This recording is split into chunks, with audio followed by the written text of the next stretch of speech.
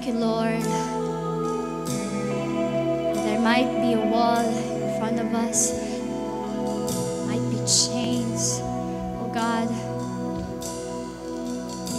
Meron mang mga nakaharap, mga obstacle na nakaharap sa amin. God, we know that with you, God, we will be able to overcome every situation, every battle. God, we will be able to win victoriously over these things. For you have already won it all. For you have already won the victory. So God, today, as we continue to worship you,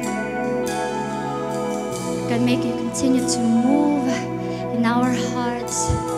May you continue to let us believe in that victory that you've already won for us. Maybe some of us here still have a hard time believing that He is already victorious in whatever situation he or she is in. But God, today, as we surrender everything unto your feet, God, magiging mas malinaw pa po sa amin, Panginoon, that you have already made us victorious.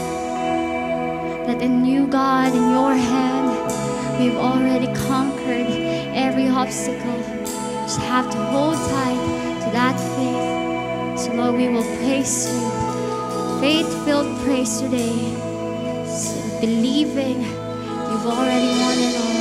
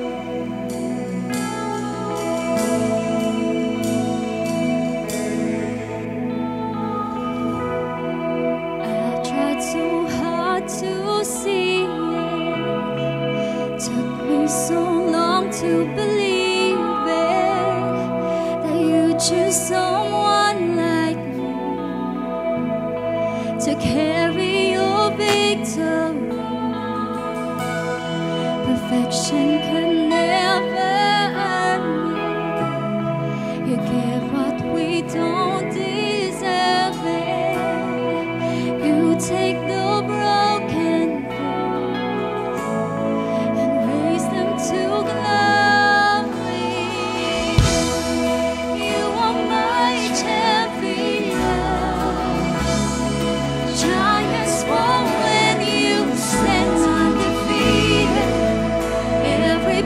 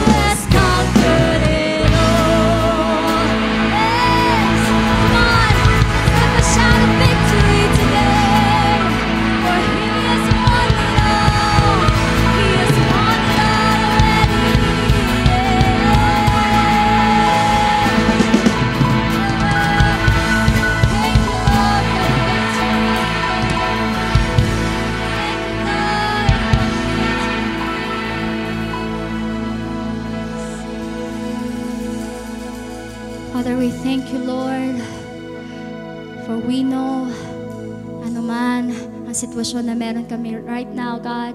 Might be a wall in front of us, there might be a mountain, there might be a sea in front of us, Lord. I don't know kung ano po yung pinagdadaanan ng bawat isa. But God, we know that as we come out of this place later, after we receive your word, Lord, kami po'y lalabas na matagumpay.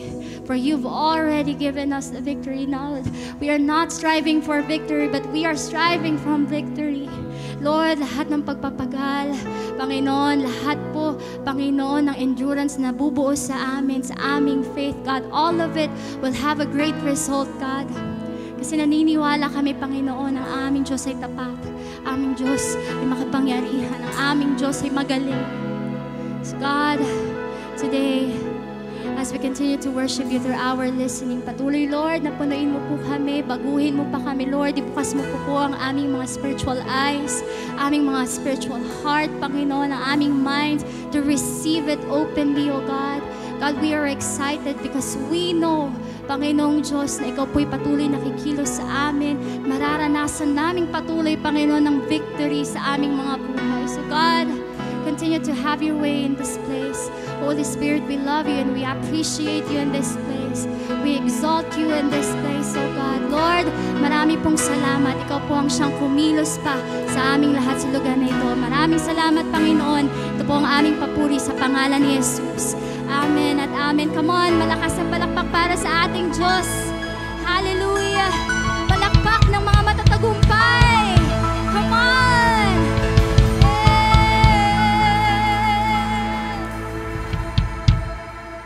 Amen. Praise the Lord. Minsan pa po palakpakan natin ng ating Panginoon ngayong umagang ito. Come on, palakpak na para kay Jesus ngayong umagang ito.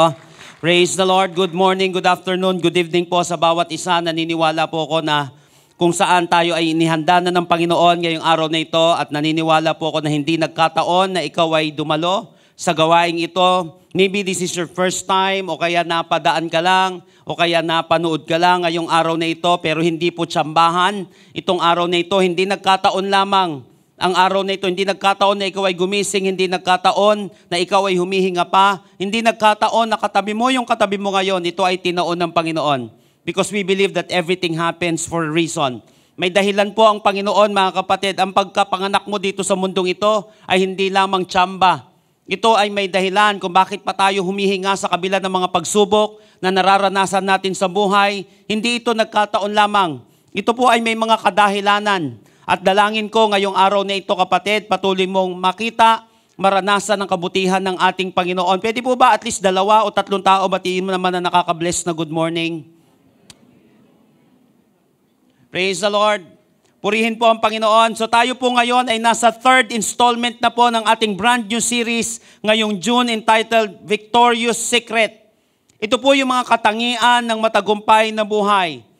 Sa mga pinag-usapan po natin noong nakaraan, if you want to be successful, may ugali ang taong patuloy na nagwawagi.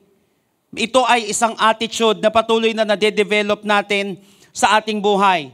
Pinag-uusapan po natin na kung saan ano yung mga dapat na ma-develop sa akin, ano yung mga work ethics, ano yung mga dapat na mabuo sa buhay ko para nang sa gayon, magkaroon ako ng isang katangian, ng isang matagumpay. Ang isang talunan na tao ay may katangian. Ang isang kampiyon na tao ay may katangian. Ganon din naman po mga kapatid, pagdating sa kabiguan, ito din ay may katangian. Kaya nga dapat napapansin natin ano itong mga bagay na katangian na kung saan meron itong mga tao na kung saan hindi umuusad yung buhay, wala nangyayari sa kanilang buhay, bakit pa natin gagayahin? Alam naman na natin na may traits iyon. Alam naman natin na papunta na yun doon. For example, the Bible said in Proverbs that pride goes before destruction. Alam na pala natin ang susunod sa destruction ay pride. So, kumbaga, mauna muna ang destruction and then mauna muna ang pride and then sigurado susundan niya ng destruction. Bakit? Hindi na siya matututo, hindi na siya mababago, hindi na siya magre-repent because of pride. So alam na natin kung saan maglilid ang isang katangian. Kaya nga po mga kapatid, naniniwala ko na kung saan may dina-download sa atin ng Panginoon o kaya naman may kinakarga sa atin ng Panginoon na kung saan mga katangian para sa isang matagumpay na buhay, lalo na ngayong taon na ito. I don't know kung ano specifically yung dream natin. I don't know kung ano specifically yung pangarap natin. Yung mga bagay na kung saan gusto natin mapagtagumpayan sa ating buhay. Hindi ko alam kung ano specifically yan. But naniniwala ko, alam ng Diyos yan, kaya ka nandito ngayon. Dahil may gusto ang Panginoon na ma-develop sa'yo, ano man ang edad mo. Ikaw man ay napakabata pa o may edad na, if you're not dead, God's not done. And the best is still ahead. Ngayong oras na ito, napaka-importante po ng ating pag-uusapan. Dahil may kinalaman po ito mga kapatid, kung paano magiging response natin sa panahon na kung saan magulo yung ating kalooban. Hindi lang yung kapaligiran natin. Because yung greatest battle natin, wala naman sa paligid natin. Kasi pwedeng napakagulo ng ating paligid pero napakapayapa ng iyong isipan. And that's the real definition of peace. Kaya sinabi ni Lord sa mga disciple niya nung panahon na magulo ng kanilang kapaligiran, sinabi niya, peace be with you. Sinabi ng ating Panginoon, ang tunay na definition ng peace, walang iba kundi nakakaranas ka ng katunay na kapayapaan sa kalagitnaan ng kaguluhan. Ito po yung pag-uusapan natin ngayon. Let's get started. According po mga kapatid kay Sharon Melnick sa kanyang libro na Success Under Stress, Powerful Tools for Staying Calm, Confident, and Productive When the Pressure's On. Sinabi niya po that 71% of senior executives around the world reported that the resilience to turn obstacles into opportunities is extremely important in determining whom to retain. Kapag may i-retain na tao sa isang trabaho, sa isang proyekto, sa isang kumpanya, 71% ng senior executives, sinasabi nila na napaka-importante sa kanila na may sense of resilience itong taong ito. Kaya niyang mag-turn ng obstacles into opportunities. Yung pagsubok, kaya niyang gawin ito na oportunidad sa kanilang kumpanya, sa kanilang buhay. Paano bumabangon itong taong ito kapag siya ay nakakaranas ng matinding pressure ng kanilang na matinding problema? Yun ang nire-retain nila. Hindi yung mga tao na may pagsubok tapos ayaw na agad, madalas mafa-fire na yon o gagawa na lang ng paraan yung kumpanya para mawala siya. Kasi hindi naman siya asset eh. O kaya naman kapag siya'y pasuko, susuportahan na lang nila yon. Sige, okay lang yan. Uwi ka na sa inyo. Intindihin mo na muna yan. Gumagawa sila ng paraan kasi napaka-importante sa isang organisasyon, napaka-importante sa buhay, yung resilience. Napaka-importante saan mang sitwasyon na kaya nating i-turn in yung obstacles into opportunity. So yung topic na pag-uusapan natin ngayon, magpo-provide ito ng timeless and flexible array of stress-busting strategies to help you overcome the things that are weighing you down. How to stay calm, confident, and productive when the pressure is on. Paano tayo mananatiling kalmado, confident, produktibo sa panahon na kung saan napakatindi ng stress na nararanasan natin. I want you to open your Bible with me in 1 Thessalonians chapter 5, verses 16 hanggang 18. 1 Thessalonians chapter 5, verses 16 hanggang 18. Sinabi ni Apostle Paul sa church na ito, sa Thessalonica, rejoice always, pray without ceasing, in everything give thanks, for this is the will of God for you in Christ Jesus. In probability, yung 1 Thessalonians po, ang pinakaunang na isulat ni Apostle Paul na kanyang libro o yung mga letters na isinulat niya. Meron tinatawag na prison epistle, nandiyan dyan yung Philippians, nandiyan dyan yung Ephesians, nandiyan dyan yung Philemon. Sinulat niya yon sa panahon na siya nasa kulungan. At ito, napaka ganda po nitong unang isinulat na ito ni Apostle Paul. Dahil makikita natin, syempre dito yung unang ginamit ng Panginoon para sa kanya. In all probability, ito po yung unang sinulat niya. Yung pangalawa po ay yung Galatians. Kaya nga po, dito sa passage na ito po ay sinulat niya from Corinth. Sa Corinto niya isinulat ito. After po na kung saan yung kanyang co-worker at son in faith na si Timothy ay bumalik from Thessalonica. Actually, si Timothy yung galing sa Thessalonica. At nag-report lamang si Timothy sa kanyang father in faith na si Apostle Paul kung ano yung nangyayari sa mga mananampalataya dun sa church na yon. At ni-report ni Timothy kay Apostle Paul yung nangyayari sa mga bagong mananampalataya, yung mga new converts, kung paano nila napagtagumpayan yung mga persecutions. Ang hirap pa naman pag new converts. Sino dito ikaw yung first na generation na Christian sa family mo? Yung hindi religion na Christian. Na ikaw yung sinasabi natin, born again na Christian. O evangelical na Christian. Ikaw yung first time o kaya ikaw yung isa sa mga unang-unang mga mananampalataya sa family mo, hindi madali. Dahil naranasan ko rin ang masaraduan ng pintuan. Naranasan ko rin na kung saan gumagawa ka ng hindi maganda, wala namang problema. Pero kapag gumagawa ka na ng kay Lord, may kinalaman sa faith, nagkakaroon na ng big deal na siya. So magkakaroon ngayon ng matinding persecution. Ganun ang nangyayari sa kanila. And as a young church, there were few doctrinal misunderstanding. Natural naman siya dahil bata nga yung gawain. Nagkaroon ng ilang mga doctrinal misunderstanding that needed to be dealt with. So they were facing confusion from within. Because yung mga misunderstanding na yon sa kanilang mga pananampalataya, may confusion from within and persecution from without. Kaya sinabi ni Apostle Paul sa kanila, rejoice always, pray without ceasing. In everything, give thanks.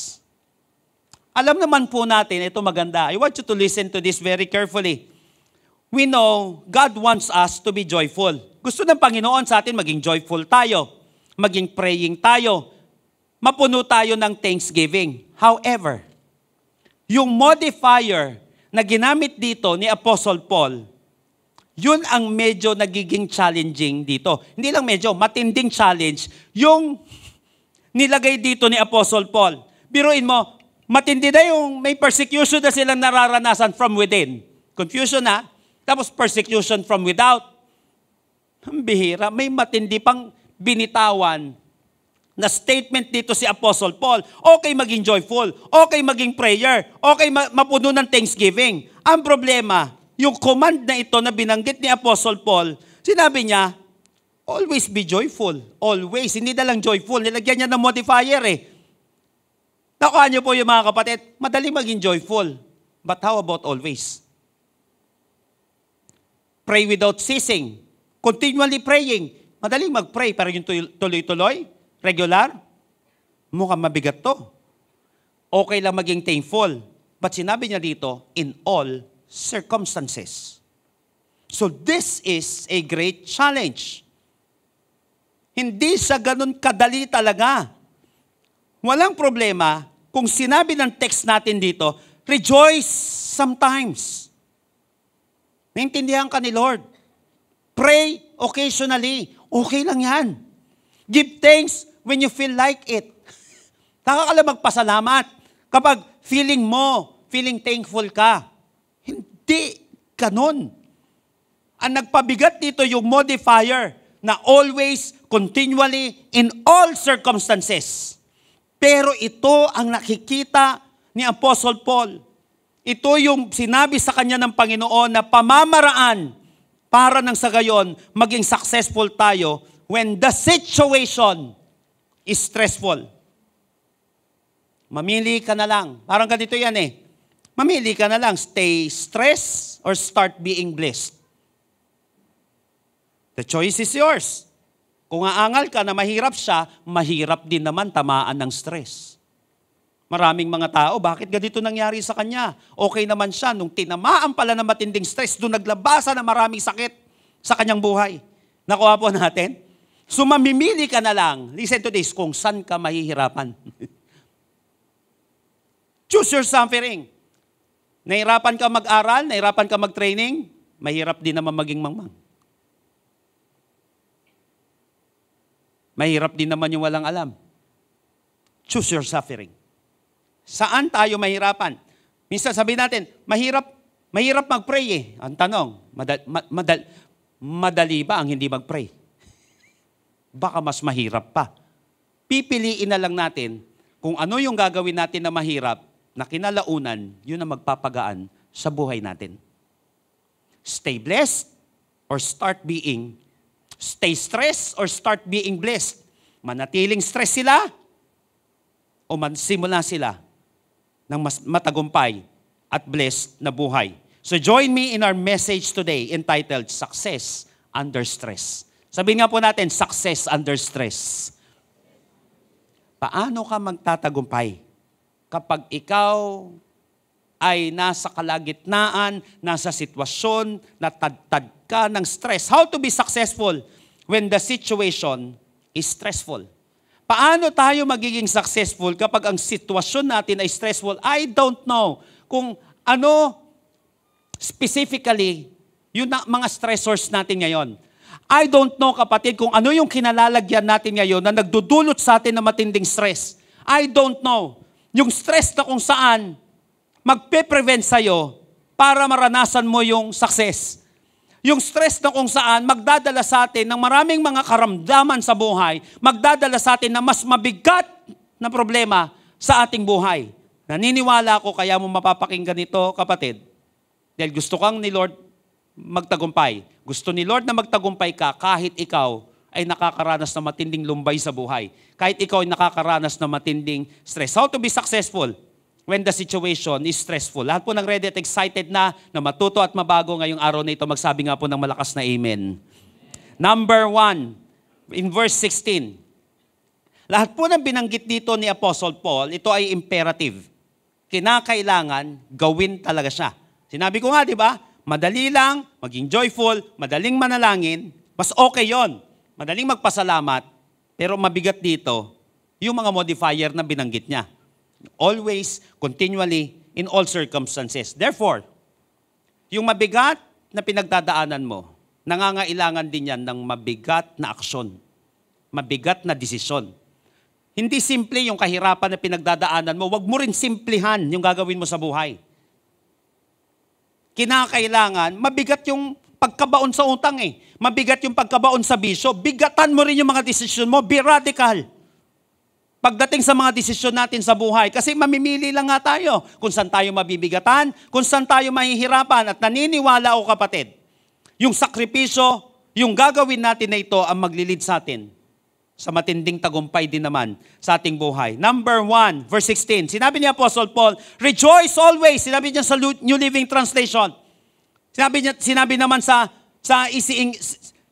English Standard Version, rejoice always. Sinabi sa New Living Translation, always be joyful. Number 1, how to be successful when the situation is stressful. Ano ang gagawin mo? Number 1, be joyful. Sabihin nga po natin, be joyful. Napaka-importante ng kagalakan na ito. Pag sinabing joyful, it means to be in the habit of being happy or feeling blessed. Hindi lang siya feeling blessed, dapat habit. Yung trip mo lang na ilagay sa status mo ngayon, dito sa Facebook o saan bang social media account mo, na feeling blessed. Kaya lang minsan lang natin ilalagay yon kapag trip natin. Once a year, once every leap year, gagawin natin. Hindi yun sinasabi ni Apostle Paul. Kinakailangan maging habit mo ang pagiging masigla, ang pagiging blessed. Rejoice always. Now, does rejoicing always mean that you always go around laughing all day? Ito ba ang ibig sabihin ni Apostle Paul nung sinabi niyang always be joyful or rejoice always, na dapat hindi nababago yung bibig na yan? Dapat laging nakabungis-ngis, dapat laging nakastretch yung bibig na yan. Ito ba yung ibig sabihin ni Apostle Paul? Or are you sinning, if ever, na ikaw ay ma-feel sad? O kaya, if ever, that you are grieving? Nagkasala ka na ba sa panahon na ikaw ay nalungkot na? Dahil sinabi ng Biblia na always be joyful at ito ay imperative pa. Ito ba ay pagkakasala? Alam niyo po, mga kapatid, if rejoicing means always being upbeat and never feeling sadness, then malaki po ang problema dito. Dahil ultimo si Apostle Paul, hindi laging nakabungiskis at hindi laging nakangiti. Then, malaki ang problema din natin. Bakit? Ultimo si Jesus Christ, hindi yun ang ginawa niya. Isa sa madaling maalala na verse na kung saan magsasabi nito, John 11:35. Isa sa pinakamaikling verse sa Bible, Jesus wept. Pagkakasala na ba siya kapag hindi ka laging upbeat at ikaw ay nakakaranas minsan ng feeling sad sa buhay? Ito ba ay matindi ng kasalanan o wala ka lagi sa laughing or smiling mode? Hindi po yun ang ibig sabihin nun. Psalm 37 verse 4. Take delight in the Lord and He will give you the desires of your heart. Napaka-importante po na maunawaan natin na kung saan mo ba kinukuha yung tunay na kagalakan na yan. Kasi utos ito, hindi pwedeng baliin siya. Gusto mo mapagtagumpay, yung inner struggle mo, yung matinding stress sa buhay mo, hindi pwedeng mabago ang salita ng Panginoon. Always be joyful. Rejoice always. Sabi nga po natin, always. Paano ngayon yon?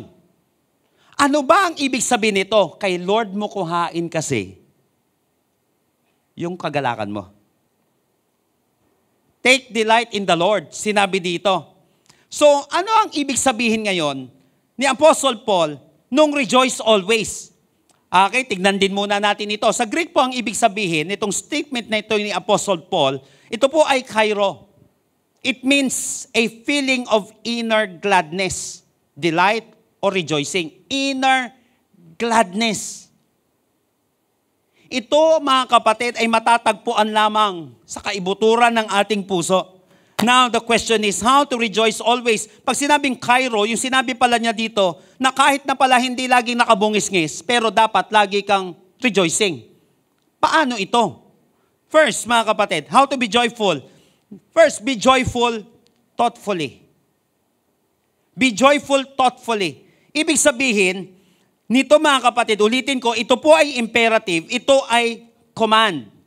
So, Paul is not really talking about just our feelings. Hindi lang ito may kinalaman sa nararamdaman natin. Ang sinasabi dito ni Apostle Paul na rejoice always or always be joyful, Paul is addressing our mindset, our focus. Yung mindset natin at yung focus natin kasi inner nga siya. Inner gladness, delight, or rejoicing. Binanggit kanina, Psalm 37:4. Delight yourself in the Lord. Take delight in the Lord and He will give you the desires of your heart. Ibig sabihin, may focusan ka, may iisipin ka, para nang sa gayon, lagi ka may kagalakan. Saan ka ba nakafocus? Ano yung mindset natin dito? Nagfo-focus ka ba sa lalong ikalulungkot mo o nagfo-focus ka sa kung saan makakapagbigay ng kalakasan sa'yo at kagalakan sa'yo sa panahon na matindi ang pagsubok na nangyayari sa iyong buhay? Saan yung hugot mo? Saan yung focus mo? So be joyful thoughtfully. Mindset. Minsan nyo yung isang tao, lungkot ka na, nagbasa ka pa ng sobrang kalulungkot, nanood ka pa ng napakalulungkot, sumapa ka pa sa napakalulungkot na tao. Pasuko ka na sa buhay, sumama ka pa sa masusuko sa'yo. Ano na mangyayari sa atin? Mabobombard na tayo na mabobombard noon. Ako po natin, hindi sinabi sa atin na huwag kang sasama, na kung saan huwag kang didikit sa mga tao na may pagsubok sa buhay. Kailangan maging salt of the earth nga tayo, maging light of the world nga tayo. Kaya lang sa panahon na yun, ikaw nga may kailangan ng salt eh. Ikaw nga may kailangan ng light eh, na pumunta ka pa sa walang light. Kinakailangan, ikaw muna mapuno, ikaw muna makabawi-bawi para nang sa gayon, pagpunta mo sa kanila, ikaw naman ang blessing. Hindi yung nagsanib puwersa pa ang kadiliman. Nagsanib puwersa pa ang kalungkutan. Nagsanib puwersa pa yung kung saan susuko na. Mahirap siya. Magdadamayan lang kayo dyan, maniwala kayo. So be joyful thoughtfully. Napaka-importante ng iniisip natin. Napaka-importante ng object, ng focus natin sa panahon na yon. Second, be joyful, hopefully. Ibig sabihin, ikaw ay umaasa. Yung ibig sabihin ng Cairo dito, mga kapatid, ito yung inner gladness. Ibig sabihin, ikaw ay umaasa, ito ay hinuhugot mo, kapatid, sa kaibuturan ng iyong puso. May matindi kang pinofokusan. Be joyful by being hopeful. Pwede pala no malungkot yung sitwasyon mo, but you are still hopeful. Sino sa inyo minsan may sitwasyon kayo sa buhay na hindi naman talaga ganun kasaya eh? But deep inside of you, hindi nawawala yung pag-asa mo. Deep inside of you, malungkot lang ako ngayon. Pero bukas makalawa, babawi ko rin to. Maaayos ko rin tong bagay na ito. Iba yun, yung malungkot ka na, wala ka nang makita, kahit na napakaliit na pag-asa. Mawawalan ka na talaga ng kagalakan noon, kapatid. Joyful in this verse signifies a feeling of happiness that is independent from what happens. Ito ay kagalakan na independent sa nangyayari sa iyong kapaligiran. Ibig sabihin, pag malungkot yung paligid mo, para kang thermostat, hindi thermometer. Hindi ka nadadamay doon. Sa sitwasyon na yun, yung pasuko na yung iba, nawawalan na ng hope yung iba, ganun man sa paligid mo. Pero ikaw, hindi nakadepende. Doon yung kagalakan mo. Kahit na mainit, dahil thermostat ka, kaya mong palamigin yung sitwasyon. Dahil hindi ka thermometer, pag mainit, mainit ka rin. Nakuha po natin, ito yung ibig sabihin ni Apostle dito, independent siya from what happens, but dependent from your hope in God. Yung kagalakan na ito ay independent sa nangyayari sa paligid, pero ito ay nakadepende naman sa pag-asa mo sa Panginoon. Kaya kung umaasa, pag-aasa ka lang sa tao, sa ibang bagay, nakita mo, naku, mukhang hindi niya rin kaya. Naku, mukhang walang pag-asa rin ah. Pag dun mo depende, pero nakadepende ka kasi sa Diyos na hindi guguho, na hindi magfe-fail. So joyful Christians have a feeling of inner gladness. Joyful Christians have a feeling of inner gladness in the midst of sadness. Naniniwala ako na meron na sa atin mga nakaranas na ito. At dalangin ko maranasan natin lahat ito, na sa kabila ng pagsubok, ikaw ay nag-iisip pa rin na hindi pa tapos ang lahat. Joyful. Be joyful thoughtfully. Nangyari ba sa yan? Matindi yung pagsubok pero nag-iisip ka pa rin, hindi pa tapos ang lahat. If I'm not dead, God's not done. Yun yung mindset mo. So mamaya dyan, may nag-spark na matinding kagalakan sa kaloob-looban mo. Na hindi mo rin maipaliwanag bakit ganon. Kasi nga, you're joyful, thoughtfully, and hopefully, nakabase siya yung kagalakan mo, hindi sa pangyayari, kundi sa ating Panginoon.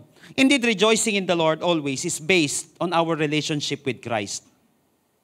Sinabi sa Psalm 37:4, basahin ko sa Tagalog, sa Panginoon mo hanapin ang kaligayahan at ibibigay niya sa iyo ang ninanais mo. Sa Panginoon mo hanapin. Bakit? Kahit na masaya minsan ang katabi mo, baka hindi mo mahanap sa Kanya lagi yan. Nakuha natin kahit na gaano kabungis-ngis yung katabi mo, darating ang panahon na iiyak at nagwawalan tayo minsan ng pag-asa sa buhay. Sa Panginoon mo hanapin ang kaligayahan at ibibigay niya sa iyo ang ninanais mo. Kaya always be joyful ang utos dito. Dahil once na nawala na yung tunay na kagalakan, mawawala na rin tayo ng kabuluhan. Ulitin ko. Kaya sinabi, importante yung always dito. Kasi once na nawala na itong kagalakan na ito, nawawala na ang tao ng kabuluhan. Napansin mo, ang term lagi ng tao, o bakit ka naalis sa trabaho? Di na ako masaya. Mati ka namang ninegosyo? Di na ako masaya. O bakit ayaw mo na siya? Di na ako masaya. Lagi ka na lang susuko kasi hindi ka na masaya. Kaya nga nung nag-pray si David, para ma-restore siya, restore unto me the joy of thy salvation and renew a right spirit within me. So napaka-importante nung inner gladness na yon. Gladness na kung saan hopeful ka pa rin. Gladness na kung saan kahit ano nangyayari sa paligid pero may naiisip ka pa rin na may pag-asa ka. May naiisip ka pa rin na hindi tatagal itong sitwasyon na ito o hindi habang buhay bagyo at unos ang buhay na ito. Doon may mag-spark na kaligayahan sa iyong buhay.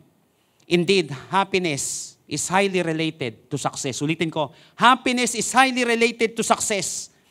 You don't need to be successful to be happy. Ulitin ko, you don't need to be successful to be happy. Kasi maraming happy, hindi naman successful. But you need to be happy to be successful. Hindi mo kinakailangan, kapatid, na maging successful para maging masaya ka. But you need, kinakailangan magalak ka para mag-succeed ka.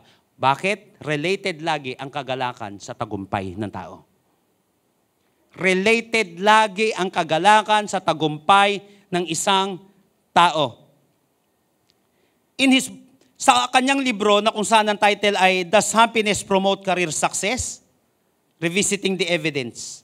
Sinabi po sa librong ito that happy people receive higher earnings, exhibit better performance, and obtain more favorable supervisor evaluations than their less happy peers.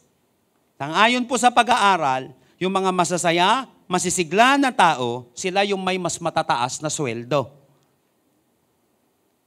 Sila yung nag-i-exhibit ng better performance. Di man lahat, but generally speaking, according po sa pag-aaral mga kapatid, sila yung nakakatanggap nito.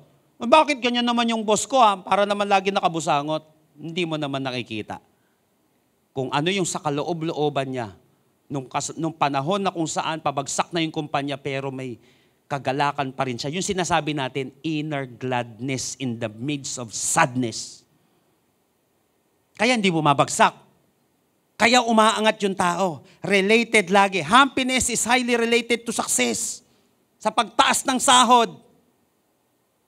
Mas mataas yung sahod nila, mas mataas yung kinikita nila kaysa dun sa mga less happy na mga kasama nila. According to Journal of Personality and Social Psychology, happiness is associated with excellent work performance.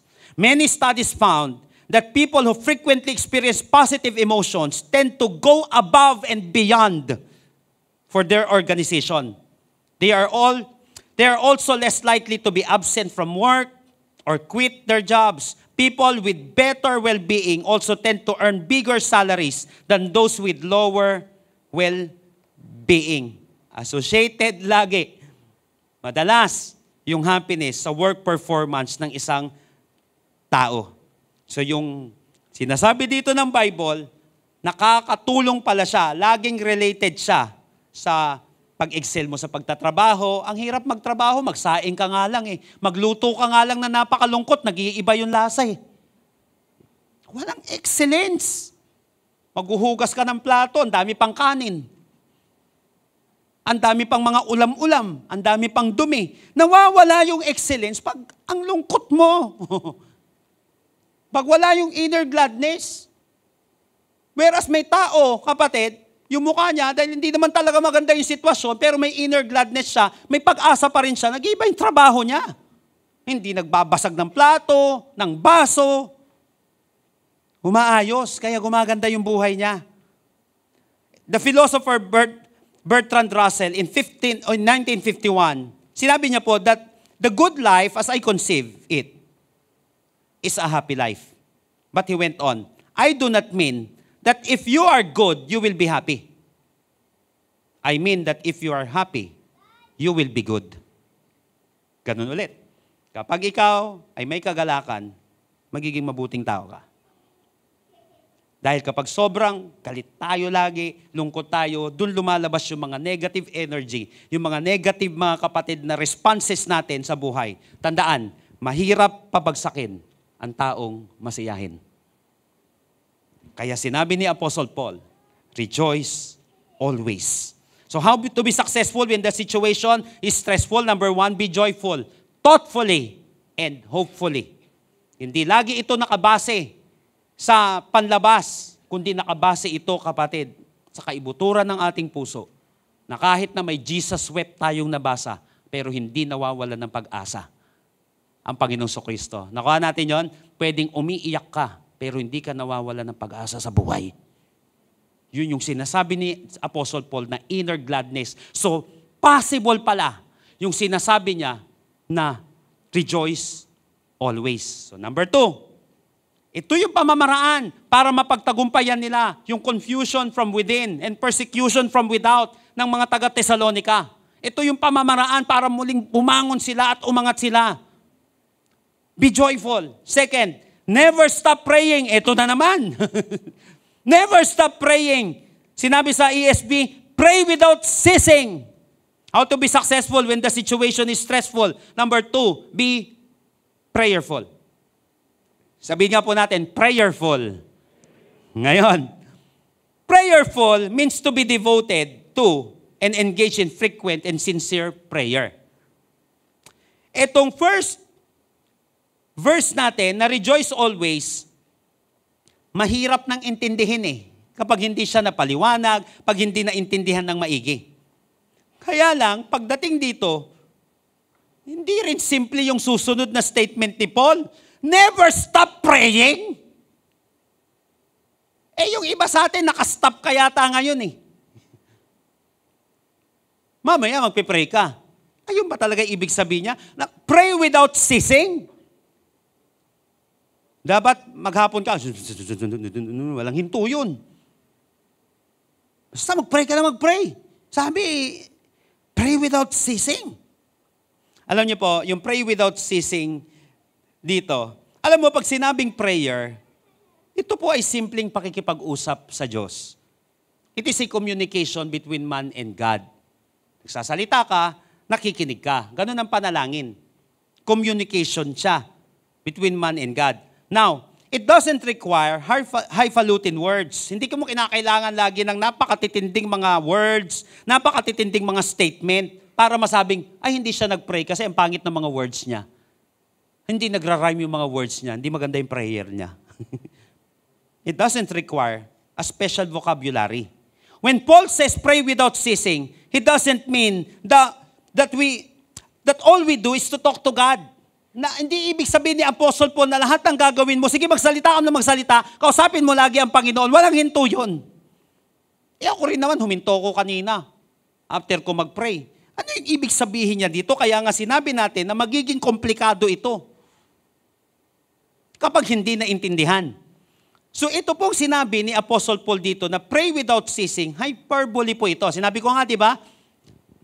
Sa Bible, kapag nag-i-interpret ng Bible, ang number 1 rule dyan, take it literally. Para nang sa gayon, hindi puro deeper meaning. Ang dali-daling intindihin, nilaliman mo ng nilaliman, di mo tuloy na intindihan.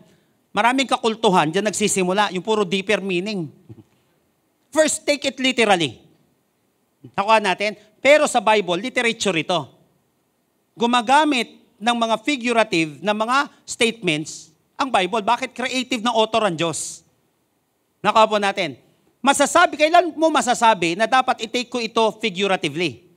Lagi ko sinasabi, if the sense doesn't make sense, seek another sense. Dahil sigurado may sense yung sinasabi ng Bible. Bawa sinabi ni David, nung lumuha siya, bumaha sa kwarto niya. Nung umiyak siya, muntik na siyang malunod. Sa kanyang luha. Nangyari ba yon? Ang dami nga sa inyo nalungkot, ang dami mo ng kabiguan sa buhay, di ka naman nalunod sa luha mo. Hindi naman bumaha sa bahay mo, sa kwarto ninyo. Ano yun? Kasinungalingan ba siya? Hindi, hyperbole. Ang ibig sabihin nun, matinding pagtangis ang kanyang naranasan. Ganito din dito. Nung sinabing pray without ceasing, ibig sabihin ba walang hinto? Hindi, hyperbole yung ginamit dito na salita. So, etong prayerful dito, na pray without ceasing or be prayerful, it means 2 things. Dalawang importanteng bagay ang ibig sabihin nito. First, pray habitually. Pag sinabi pala ng Bible na pray without ceasing, utos ito kapag dumadaan ka ng stress, dapat pray without ceasing. Hindi lang pray. So ang ibig sabihin dito, gawin mong habit ang pananalangin. Sabi nga po natin, habit. Gagawin siyang habit. Parang ganito, habit mo na pagkain Hindi ka lang nga oras-oras, minuminuto, sigo-segundi na kumakain. Sino dito habit mo pagkain? Lahat tayo. Mamaya kakain ka na naman Lilibre mo na naman yung tatay mo O kaya may lilibre ka, o kaya ikaw man lilibre. O kaya kakain ka Habit mo na kasi yan. Yung iba nga lang, habit niya 3 beses kumain sa isang araw, yung iba 10, yung iba 8, yung iba 2, pero habit mo araw-araw kumain. Yun ang ibig sabihin nito. Yung Greek word po na ginamit dito is adialeptos. Itong adialeptos na ito, ibig sabihin nito, unceasing. By unvarying practice. Unvarying practice. Ibig sabihin nga nito, habit na changing, constant or uniform. Lagi niya nang ginagawa ito. Habit niya na ito, parang pagkain na ginagawa natin. Habit na, and I hope habit din natin yung pagsisipilyo, habit din natin yung pagligo. Meron dito, 3 beses kaya ata naliligo isang araw eh. Pero hindi kada segundo. Ito yung ibig sabihin na pray without ceasing. Figurative siya. Figure of speech siya na sinasabi, dalas-dalasan mo naman ang pananalangin. Sabihin mo nga sa katabi mo, dalas-dalasan mo ang pagpipray. Kuha niyo po yung sinasabi dito. Gawin mo siyang habit na parang pagkain mo. Gawin mo itong habit. Sa panahon na matindi ang problema, manalangin ka. Sa panahon na masaya, manalangin ka. Kasi kapatid, ang magsusustain sa'yo ay yung prayer life mo. Dahil dun ka lagi nakikipag-usap sa ating Panginoon. Pangalawa, ang ibig sabihin nito, pray persistently. Ang ibig sabihin ng Greek word dito is continually. Ibig sabihin nito sa Greek ay hacking cough. Yung sino sa inyo yung ubo, recently, dalangin ko, gumaling ka na ngayon. Pero recently, parang ubo ka ng ubo. Di ba ang dami nung nakaraan mga inubo kayo? Nung nakaraan yata, si Pastora Dana, pumunta kami, si Jazz, nagkaroon ng lagnat, papunta kami Malaysia, tapos siya naman parang ubo yata ng ubo, pero ibig sabihin ditong hacking cough. Ibig sabihin nitong pray without ceasing, hindi sa humihinto ka. Umuubo kayo, pero humihinto ka rin naman kahit may ubo kayo. Nakaupo natin yon, kaya lang, nagiging frequent siya. Yun ang ibig sabihin nito, persistent siya. Na kahit na, makinig ka mahiga dito ha, kaya pray persistently, na kahit na pinipigilan mong umubo, na uubo ka. Ganito yung sinasabi dito, na kahit na pinipigilan ka ng tao, na kahit na tinatamad ka, hindi ka mapigilan sa pananalangin mo. Magpipray at magpipray ka kahit may pagsubok sa buhay. Magpipray at magpipray ka kahit anong nararanasan mo sa buhay. Ito yung sinasabi dito, pray habitually and pray persistently. Sino dito kapatid na kahit na anong mangyari sa buhay mo, hindi ka mapipigilan? Hindi mo ako mapipigilan manalangin. Pagsubok ka lang, matindi yung kakausapin ko. Nakuha natin, dapat di ka napipigilan. Ito yung prayerful. Hindi napipigilan ng karamdaman, magpipray yan. Hindi mapipigilan ng kapapusan, magpipray pa rin yan.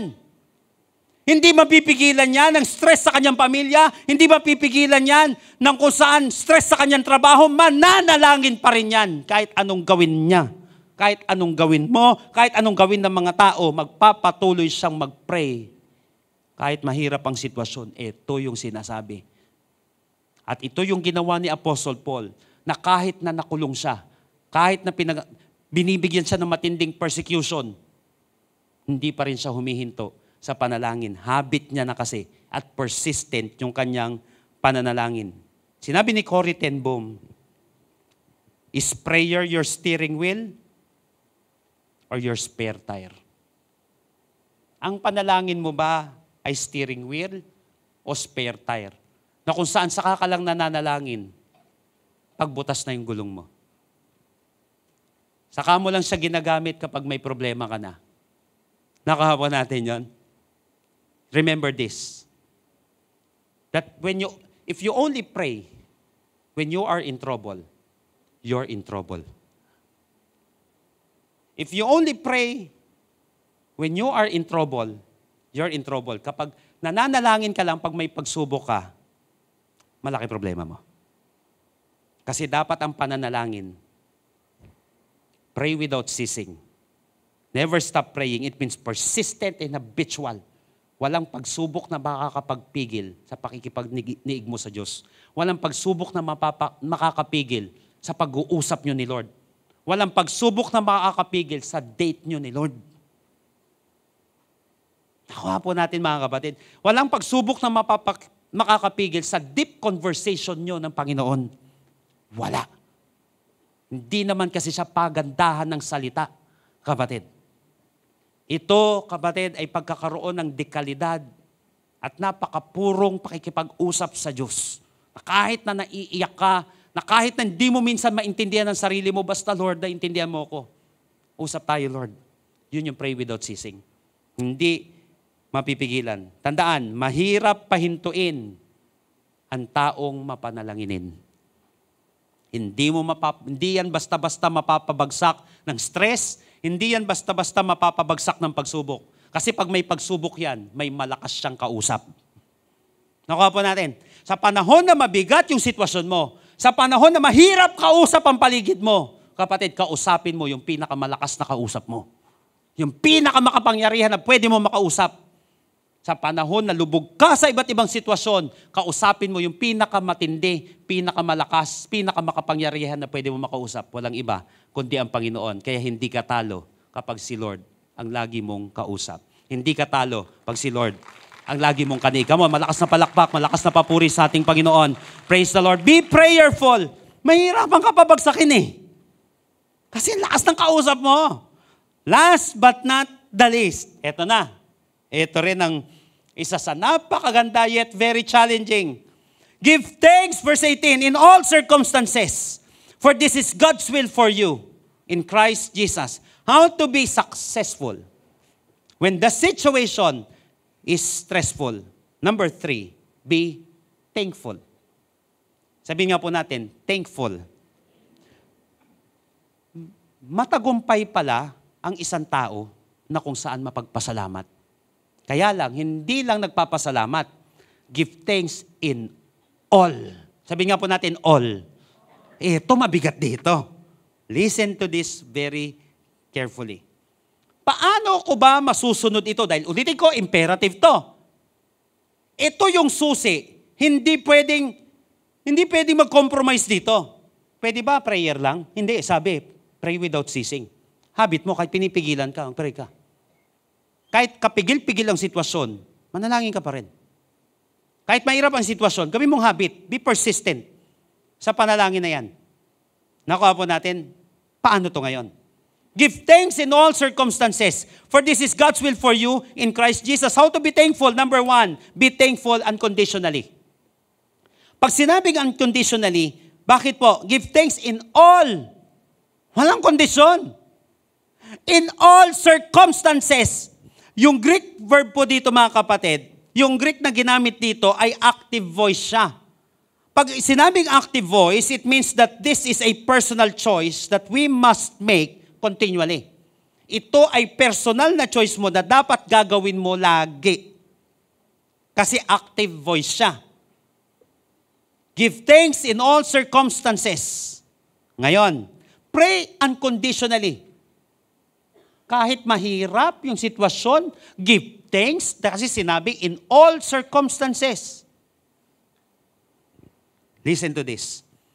Ano yung dapat mong ipagpasalamat sa sitwasyon na ito na ikabubuti mo, ikalalago mo, at ikaluluwalhati ng ating Panginoon? Dapat unconditional. Kahit mahirap, maghahanap ka pa rin ng ipagpapasalamat mo sa Panginoon. Find a lesson even in hard situation. Sa pamamagitan nun, makakapagpasalamat ka in all circumstances, unconditionally. Ulitin ko find a lesson in every hard situation. Maghahanap tayo ng lesson. Ang hanapin mo kasi kapatid, sa mahirap na sitwasyon, lesson, hindi lason. Lesson at hindi prison yung magkukulong sa'yo. Mahirap na nga yung sitwasyon Ilalasunin pa natin lalo sarili natin sa mga sinasabi natin at tinitingnan natin. Give thanks in all circumstances. Don't just pray, Lord, how can I get out of this? Laging ganun ang tao, Lord, paano ba ako makakaalis sa kahirapan na ito? Okay na naman siya Lord, paano po ba ako makakaalpas sa sitwasyon na ito? Pero madalas ang tao, ganun ang prayer niya. But don't just pray, Lord, how can I get out of this? But pray, Lord, what can I get out of this? Minsan kaya kasiguro hindi pinapalabas ni Lord sa sitwasyon na yan. Uy, ang ganda nito, sinabi, for it is God's will for you in Christ Jesus. So ibig sabihin, God is sovereign. Bakit hindi ka lumalabas sa sitwasyon na yan? Baka kasi hindi ka pa natututo. O kaya naman, nagpipray ka, Lord, pasaganain mo po yung buhay ko. Yung pagsagana mo pala, doon mo pala makukuha sa sitwasyon mo doon sa kahirapan mo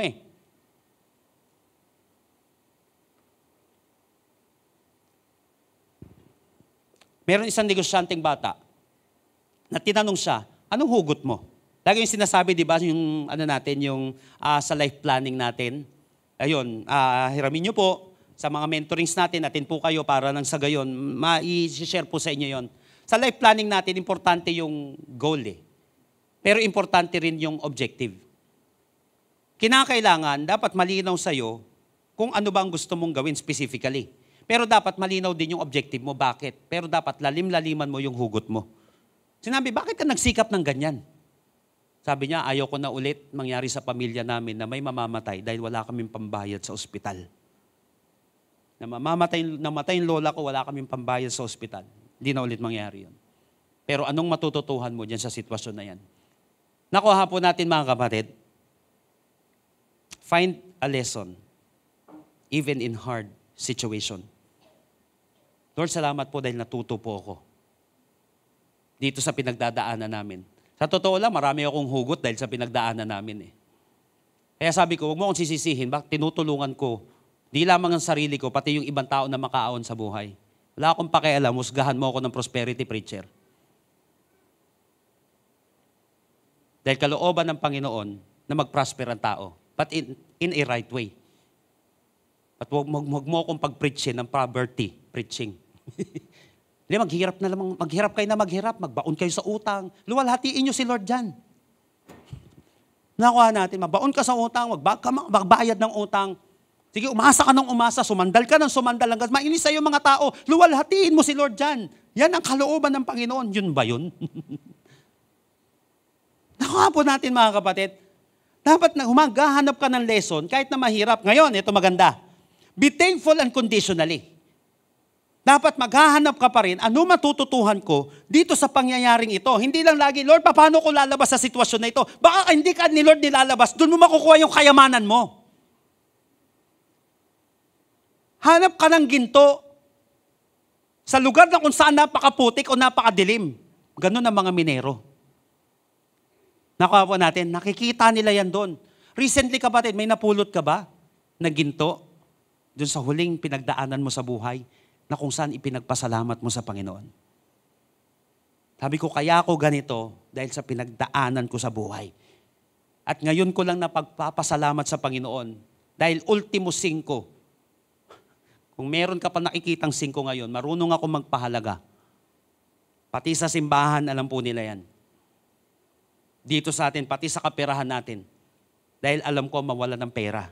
At alam ko ang importansya ng 25 kapag wala kang pamasahe. At nagpapasalamat ako, dumaan ako sa ganong kahirapan dahil ngayon natututo ako magpahalaga kahit sa maliit na pera.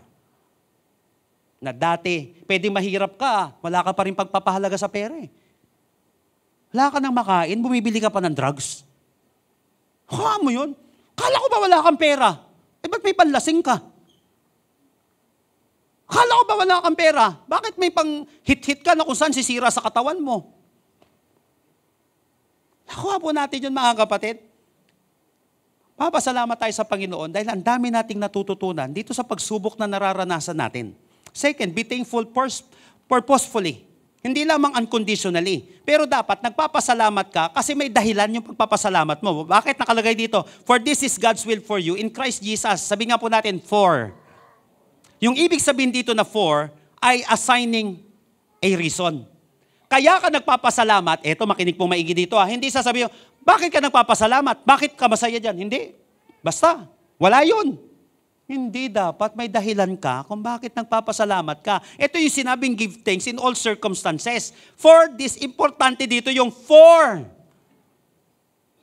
Hindi ka lang basta nagpapasalamat, kundi bakit ka nagpapasalamat. Assigning a reason. always put in mind that God has a better and greater purpose in every circumstance. Ibig sabihin nito, find a higher purpose in everything. Find a higher purpose in everything. Always look at the bright side of life. Ngayon, ito maganda. Sabi dito, give thanks in all circumstances. Hindi ibig sabihin nito, listen to this magpapasalamat ako pag nadapa ako.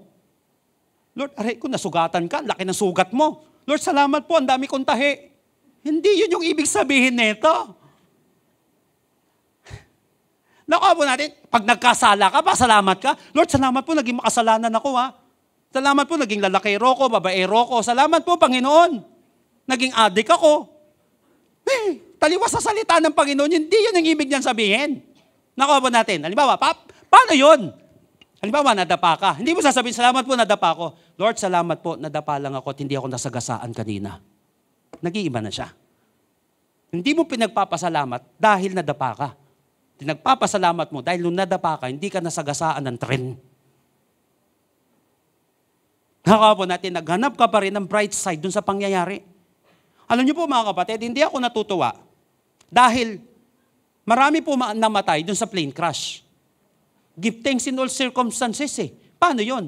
Hindi ang ibig sabihin, matutuwa ka dahil maraming namatay dun sa plane crash na yon. Sa kabilang banda, nagpapasalamat ako, may isang taong nabuhay. Nakawa natin yung mga kapatid. Nalulungkot tayo, nag-grieve tayo dahil tama yun, utos ng Bible naman yun. Makag-grieve ka rin sa mga tao nag-grieve naman. Pero sa kabilang banda, nagpapasalamat ako dahil may isang nabuhay. Meron pang isang nabuhay, yung hindi nakahabol dun sa dun sa flight Nakawa natin, always look at the bright side of life. Hindi mo ipinagpapasalamat yung nangyari sa'yo sa buhay na hindi maganda. Nakawa natin, na-addict dati, naging lasinggero, bumagsak sa mga pagsubok, hindi ka nagpapasalamat dahil doon, pero nagpapasalamat ka. Hindi ka nagpapasalamat dahil sa pagbagsak mo, nagpapasalamat ka dahil nakabangon ka. Give thanks in all circumstances. For, yun yung reason, this is God's will for you in Christ Jesus. Kalooban ng Panginoon na makabangon ako. Sa kabila ng pagbagsak ko. Kalooban ng Panginoon na makarecover ako dito sa addiction na ito. Kalooban ng Panginoon na makabalik ako mula sa pagkawala ko. Kapatid, mahirap mapabagsak ang taong mapagpasalamat. Dahil maghahanap yan lagi ng ipagpapasalamat niya at makakapagpabangon sa Kanya dahil lagi kang makakakita ng rason para makabangon ka. For, saan ka huhugot? This is God's will for you in Christ Jesus. Thank God, kalooban ng Panginoon na makabangon ka, makabalik ka, gumaling ka, kapatid, magkaroon ka ng kapayapaan, kalooban ng Panginoon. Every good and perfect gift is from up above. Hindi ka nagpapasalamat sa kasalanan, hindi ka nagpapasalamat sa mapapait na nangyari sa'yo, nagpapasalamat ka, may pagkakataon na binigay sa'yo ang ating Panginoon. So how to be successful when the situation is stressful? Be joyful. Pangalawa, be prayerful. Pangatlo, be thankful. Naniniwala po ako mga kapatid, sa pamamagitan na ito, matatad na ng stress ang ating paligid. Maniwala ka, diyan magsisimula yung success na ipagkakaloob sa'yo ng Panginoon. Bakit? Lagi kang may hugot. Hindi sa emosyon mo. Lagi kang may hugot. Walang iba kundi sa ating Panginoon. Doon nang gagaling lahat ng pag-asa, kagalakan, at doon nang gagaling lahat ng rason sa iyong buhay. Paano ka mapapabagsak ay may ganyang kang attitude? Nakuha po natin mga kapatid, purihin natin ang ating Panginoon. Praise the Lord. Hallelujah. Tayo po lahat ay tumayo, if you can stand sa presensya ng ating Panginoon. At muli po mga kapatid, basahin ko po ito, verse 16. Ulitin ko, they were experiencing inner problems. Nakakaranas sila ng matinding problema, confusion from within, and persecution from without. At sinabi ni Apostle Paul, para mapagtagumpayan niyo yung stress na yan, rejoice always. Pray without ceasing. In everything give thanks, for this is God's will for you in Christ Jesus. Therefore,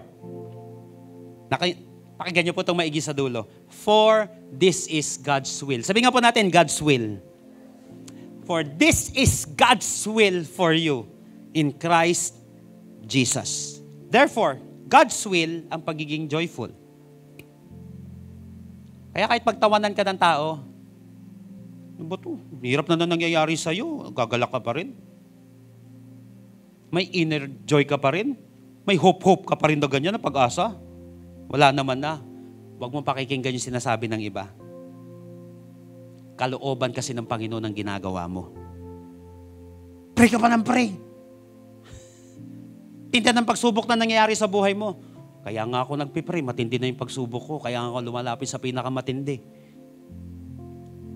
Kapag ikaw ay pinipersecute dahil nananalangin ka, tuloy mo. Dahil kalooban ng Panginoon ang pananalangin mo sa kabila ng pagsubok. At kalooban ng Panginoon na maging mapagpasalamat ka, naghahanap ka pa rin ng maganda sa kabila ng pangit na nangyayari. Sino dito naranasan mo bumagsak sa negosyo mo? Pagpapasalamat mo yung pagbagsak? Hindi. Hindi ako nagpapasalamat dahil bumagsak ako. Nagpapasalamat ako, madami ako natutunan sa pagbagsak na yon. So right now, I'm not starting from nothing. I'm starting from experience. Yun ang pinagpapasalamat natin. Hindi dahil dun sa kasalanan na ginawa natin. Pinagpapasalamat natin dahil sa kabila ng kasalanan, pinatawad tayo ni Lord. At may pagkakataon tayo. Paano pababagsakin yung taong joyful? Paano mapapabagsak ang taong prayerful? Eh, lagi ka may backer. May kausap. Paano mapapabagsak yung thankful? Paano? For this is God's will for you in Christ Jesus. Tandaan, kapag God's will ang ginagawa mo, kapag kalooban ni Lord ang ginagawa mo, lagi ko nga sinasabi, pinupondohan yan ni Lord. Pag God's will, yung jojowain mo, popondohan ni Lord yung marriage ninyo. Pag God's will, yung negosyo mo, popondohan ni Lord yan. Pag God's will yung ginagawa mo, popondohan ng Panginoon yan kahit magkapagsubok tayo. Kaya kung gusto mong umusad, kung gusto mong magalak, kung gusto mong kapatid na magtagumpay, gawin mo ang kalooban ng Panginoon. Ano kalooban ng Panginoon? Rejoice always. Kay Lord mo hanapin yun. Kahit naiiyak ka sa sitwasyon, pero yung puso mo hindi nawawalan ng pag-asa. May iyak ka lang, pero hindi ka sumusuko. Kasi may inner joy. Minsan wala nang gustong kumausap sa'yo kahit bangko. Lahat ka na rin may raman minsan. Pero may Diyos kang malalapitan. Ang tawag Jehovah Jireh. May provider. Sa panahon, kung saan may karamdaman ka, sumuko na nga yung ibang doktor eh. Pero salamat pa rin. Hindi ka nagpapasalamat dahil wala nang pumapansin sa'yo. Wala nang kaya magpagaling. Papasalamat ka because Jesus is the greatest physician. He's the greatest healer. Sa lahat dito ngayon na kung saan nawawala na yung kagalakan sa iyong puso, minsan tinatamad na tayong manalangin. Wala na tayong nakikitang maganda o ipagpapasalamat sa sitwasyon. Ito ang mensahe sa'yo ng Panginoon. Gawin mo to. Pupondohan ng Panginoon yung susunod na kailangan mo. Why? For this is God's will for you in Christ Jesus. I want you to close your eyes right now. Ikaw at ang ating Panginoon ngayong oras na ito. Who among you here, aamin ka kapatid, na dumating yung panahon na wawala na itong kagalakan na ito, wala ka nang mahugot. O nag-struggle ka dito ngayon. Nabubombard ka na kapatid ng mga negativity at nawawala na yung pagiging thankful natin. At aamin ka kapatid, na sa kabila, dahil sa mga pangyayari sa buhay mo, tila baga parang nakalimutan mo na maging prayerful. Kapatid, ngayong oras na ito, lalapit tayo sa Diyos. But before that, if this is your first time ngayon, na you really want to give your life to the Lord, to surrender everything to God, sa kabila ng pinagdadaanan na yan, wala rin naman mangyayari, di suko ko na to lahat sa Lord. Tama kapatid yung gagawin mo. Dahil yung pagsuko mo kay Lord, yan ang umpisa ng pagkapanalo mo sa buhay. Yet to those who believe, to those who receive Him, to those who believe in His name, He gave them the right to become children of God. Masarap maging anak ng Diyos. Dahil lagi ka may malalapitan na Diyos. Paano? Tanggapin mo daw siya at manampalataya ka sa Kanya. Sabi ng Bible, if you want to receive God right now, if you want to surrender everything to the Lord, yung bigat na yan, yung problemang yan, ngayong oras na ito kapatid, I want to challenge you. Kung kanina pa nangungusap sa iyo ang Panginoon, tataas mo na mabilis yung kamay mo na sinasabi mo, Lord, I surrender everything. Save me, God. If this is your heart's desire, lift up your hands. Bibilang ko ng 3. Mananalangin tayo na mabilis lang kapatid. And I believe that after this, your life will never be the same again. Lift up your hands. 1, 2, 3. At ngayong oras na ito kapatid, mula sa iyong puso, tell it to Jesus. Lord Jesus, come into my life. I surrender my heart to you. I admit that I'm a sinner. But I believe that you are my Savior. Starting today, be the Lord of my life. Save me. In Jesus' name. Amen. Kapatid, kung first time mo ipinanalangin yan, ulitin ko, sabi ng Bible, sino man tumanggap sa Kanya, manampalataya sa Kanya, bibigyan niya ng karapatan maging anak ng Diyos. Now, kung ginawa mo yan, may karapatan ka ng tawagin siyang tatay. Kahit wala ka ng tatay, di man naging perfect yung tatay mo, matatawag mo na siyang ama. At may karapatan ka na lumapit sa Kanya sa anumang sitwasyon dahil anak ka ng Diyos. Yet to those who receive Him, to those who believe in His name, He gave them the right to become children of God. Sa mga ginawa na itong desisyon na ito dati pa, at nakakaranas ka ngayon kapatid, ng tila baga tinatanggal ng kalaban yung kagalakan sa iyong puso. Hindi ka ginagawang mapagpasalamat. Puro kadiliman na nakikita natin sa buhay.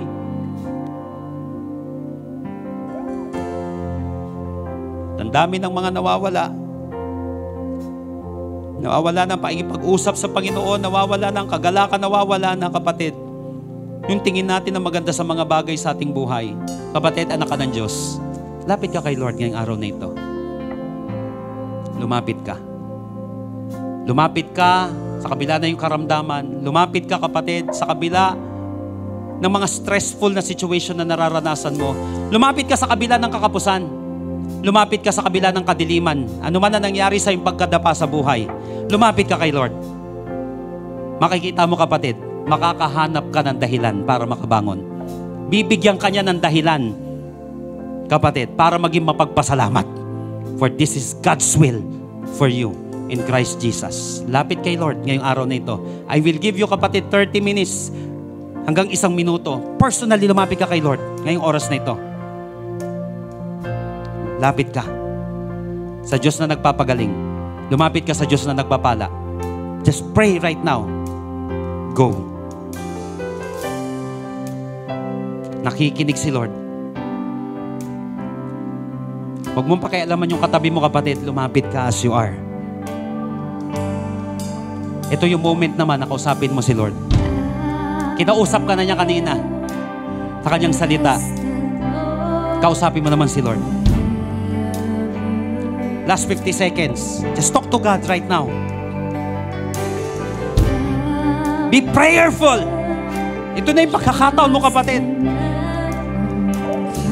Kahit hindi mga highfalutin words yung mga ginagamit mo kapatid, yung kaling sa puso, yung puro na salita, yung totoong nararamdaman, yung totoong desire. Ano yung pangarap mo? Ano yung ninanais mo sa puso mo? Kaya mong katagpuin niya ng Panginoon. Ano yung matagal mo nang iniiyak sa Lord? Ano yung mga unseen battles mo kapatid? Na kung saan gusto mong ilapit kay Lord, it's high time. This stress na nararanasan mo ngayon will never let you down. Because God will lift you up. May kagalingan na dumadaloy sa ating kalagitnaan ngayong oras na ito. May pinaghihilom na sugat ang ating Panginoon ngayong araw na ito. May binibigyan ng kapayapaan si Lord ngayong araw na ito. Sa mga tao na lumalapit sa Kanya, sa Sa mga tao na kung saan patuloy na umaasa sa Kanya. Jesus is moving right now. May pinapagaling si Lord. May tinatouch na karamdaman ng ating Panginoon. May miracle na ginagawa ang Panginoon ngayong oras na ito sa iyong puso, sa iyong isipan at sa iyong buhay. Lapit kay Jesus. Lapit kay Jesus. The Spirit of the Lord is here right now. He is empowering you. The Lord is healing someone. The Lord is saving someone. He is the Prince of Peace. He will lift you up. Oh Lord. Oh Lord. Come on, just come to God right now. I want you to lift up your voice and declare something to the Lord. Praise Him, worship Him. You are my strength, Lord. Oh God. Hapit kay Jesus. Manalangin ka, sumamba ka, magpuri ka sa Kanya. Come on for the last time. With all of your heart and soul, declare it. Oh Lord. Yes, oh God.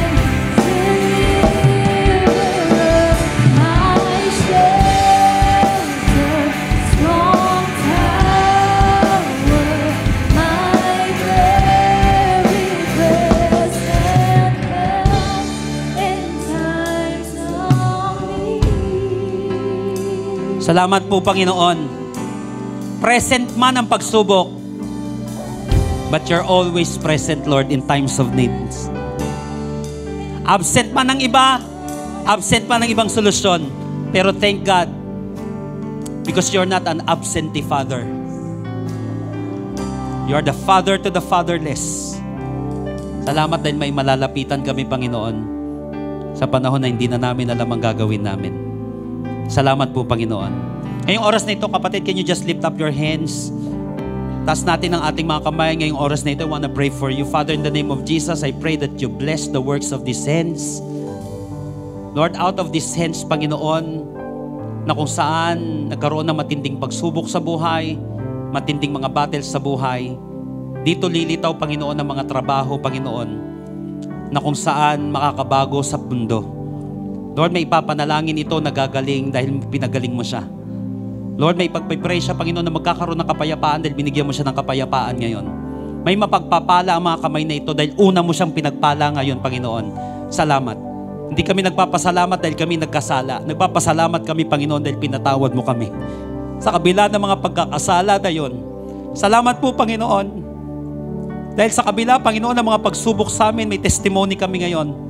Salamat po, Panginoon. Maraming salamat sa kagalingan. Salamat sa kapayapaan. Salamat sa iyong kabutihan. Ito po ang aming panalangin sa pangalan ni Jesus. Lahat po'y magsabi ng Amen and Amen. Come on, mas malakas na palakpak ng pinagpala ni Lord. Amen. Praise the Lord. Hallelujah.